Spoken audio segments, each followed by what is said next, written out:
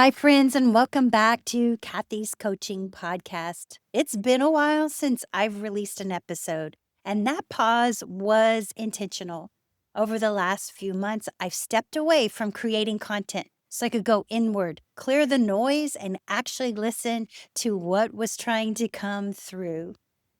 I've been doing deep work emotionally, spiritually, creatively, and that work led me to a kind of clarity I have never had before. I've been analyzing dreams, reconnecting with my intuition, and understanding the patterns that have shaped my life and the work that I do. And what came out of that process is today's episode. This message is different. It's more personal, more honest, and it feels like the beginning of a new chapter, not only in my coaching and consulting, but in who I am as a human being. If you've been wondering what I've been working on, this is it. This is the story behind my gift, my lineage, my vision, and why I do the work I do. So thank you for being here, whether you've been listening from the beginning or this is your first time.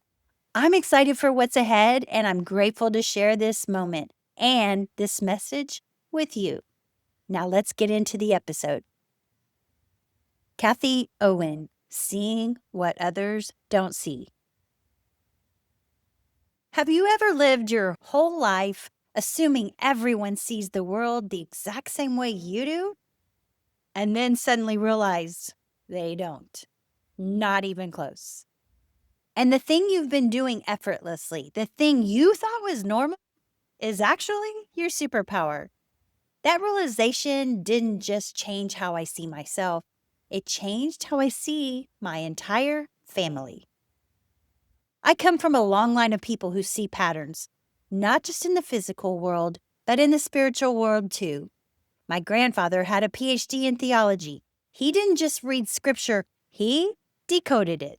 He saw symbolism, structure, metaphor, patterns of consciousness woven through every verse.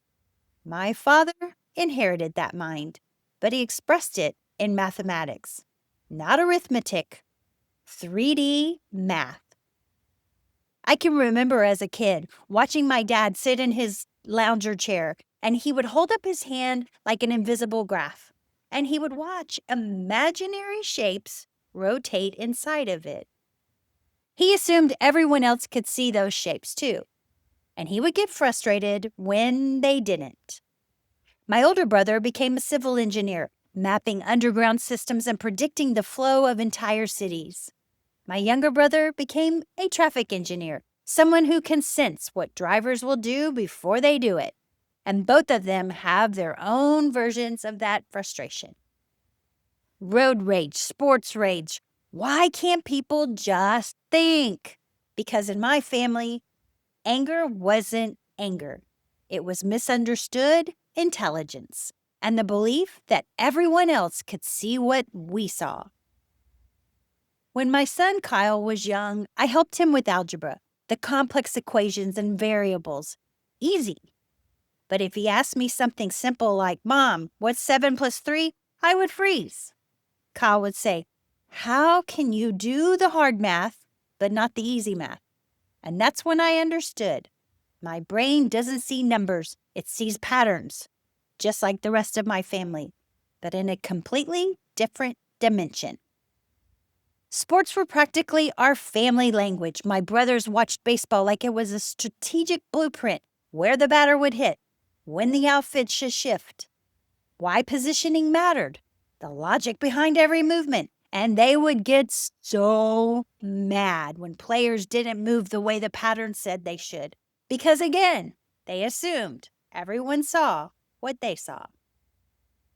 But I was watching something entirely different. I was reading the emotional pattern, the pitcher's confidence evaporating, the batter's shame after striking out, the instant a team's psychology shifted. The diva athlete, who wasn't dramatic at all, he was overflowing with unchanneled brilliance. My brothers saw the physical geometry. My father saw the mathematical geometry. My grandfather saw spiritual geometry. And I saw the emotional geometry of the human experience.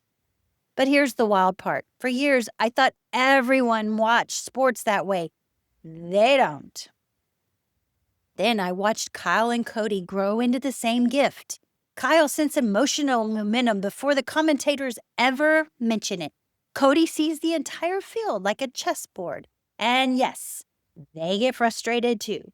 Just like my brothers, just like my dad, just like my grandfather. Because they think, why doesn't everyone see this? But they don't. The pattern is inherited. The expression is unique. My family maps theology, geometry, cities, pipes, traffic, sports strategy, but I'm people. When I walk into a room, I instantly sense who's anxious, who's overfunctioning, who's misunderstood, who's hiding, who has misdirected brilliance, who carries the emotional weight, who is one breath away from a breakthrough, and where the real momentum is. Not because I judge, because people are patterns, and patterns reveal truth. And somewhere along the way, I realized that the very thing my family struggled with, the frustration of seeing what others couldn't see, became the thing I built my life around. I help people and teams understand their own emotional patterns, their momentum shifts, their blind spots, their hidden strengths, because the same way my father mapped geometry and my grandfather mapped scripture, I map human behavior. And what once felt like too much or overthinking or why don't they get it is now the exact gift I use to help people transform their lives. My work isn't something I chose, it's something I inherited and finally understood. So I'll end where I began. I spent most of my life thinking everyone saw the world the way I do. My dad thought that. My brothers thought that. My sons thought that. And the frustration we all carried, it wasn't anger. It was genius trying to find its place. We thought everyone saw the pattern. They didn't. We did. And now I finally understand. This is my superpower. So if there's something you do instinctively, something so natural you barely notice it, something that once made you feel different or misunderstood, look again. Your greatest gift might be the very thing you assumed everyone else could do. Thank you.